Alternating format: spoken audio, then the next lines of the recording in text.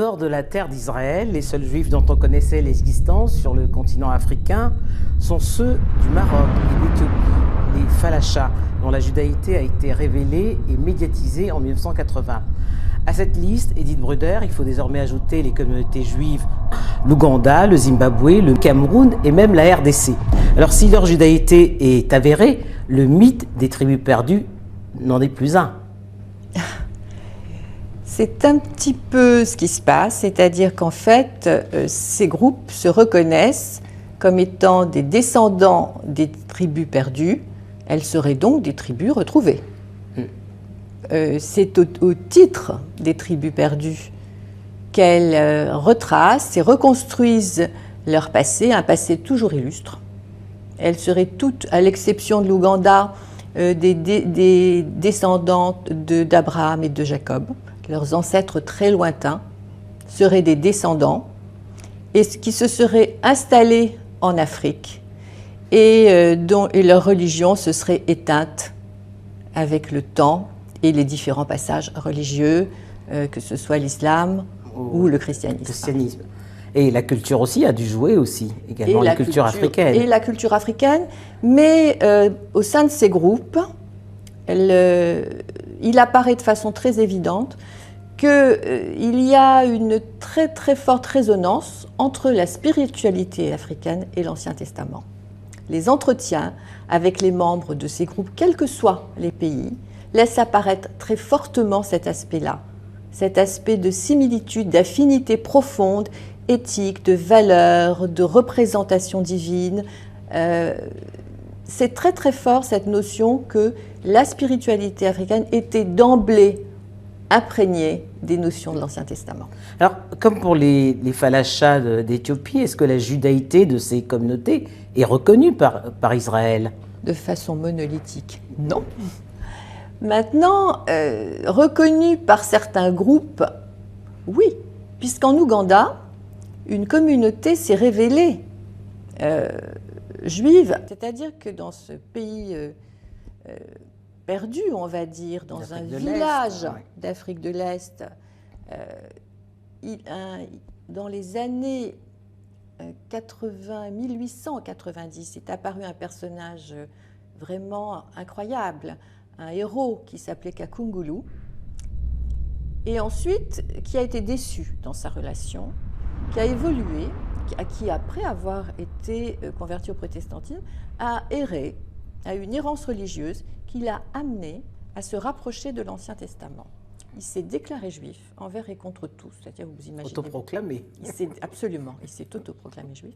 Et à la suite de cela, il a trouvé des disciples et il a fondé ce qu'il a appelé Jewish Church, l'église juive. L'église juive, oui. C'était les mots qu'il utilisait.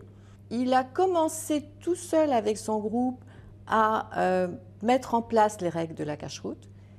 Alors vous parliez tout à l'heure de la circoncision, qui est donc un signe, hein, mais ce n'est c'est certainement pas le seul, parce que le signe le plus probant, c'est d'abord les habitudes alimentaires, l'absence de cochon. Absolument. Dans la plupart de ces groupes, actuellement, bien sûr, en tant que juifs, ils ne consomment absolument pas de porc, mais ils assurent et ils affirment que cette situation est très ancienne, que leurs parents ne consommaient pas de porc. Donc ils insistent énormément sur ce point-là, sur la circoncision bien évidemment, sur l'exclusion menstruelle des femmes qui souvent sont mises dans une case à part dans cette période menstrue, oui. Voilà. Et puis également l'endogamie. Et pour finir, le fait qu'ils ne mangent pas avec d'autres. Vous savez bien que ça c'est dans la Bible, ils ne mangent pas avec des païens. Voilà. On ne partage pas le repas avec les païens. Mais pour quelle raison la présence juive sur le continent a-t-elle mis autant de temps à être acceptée et reconnue? Écoutez, c'est le cœur de ma réflexion. Pourquoi, fin du XXe et début du XXIe siècle, ces feux se sont allumés partout, dans de très nombreux pays d'Afrique? Une dizaine, oui. Oui. Pourquoi? Alors d'abord, il y a le départ des Beta Israël Falachas. Ce départ et la reconnaissance des Falachas par le rabbinat israélien Les premiers juifs noirs. Hein. A apporté, voilà exactement, cette notion de premier juif noir et apporté le concept de juif noir. Si eux étaient reconnus en tant que juifs noirs... Pourquoi ne le serions-nous pas? Exactement. Nous aussi, on a ces principes, nous aussi, nous avons ces règles. Donc ça, c'est le départ. Ensuite, il y a Internet. Il y a toute une documentation sur l'Ancien Testament, sur les tribus perdues, sur le judaïsme. J'appelle les Juifs du Cameroun, je les appelle les Internet Jews.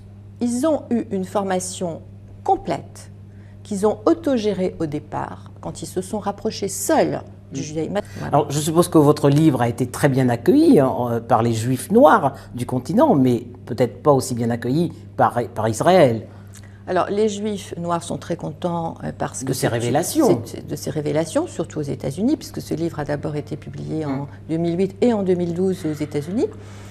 Ils sont très satisfaits parce que ça leur rend justice d'une certaine manière. En même temps, je ne dis pas d'une façon ferme qu'ils sont ou qu'ils ne sont pas. Ce n'est pas mon rôle. Moi, je suis un témoin, un analyste, si vous voulez. Je ne suis pas là pour le dire. Donc oui, très bien accueillis. On parle d'eux et il y a une reconnaissance évidente et explicite.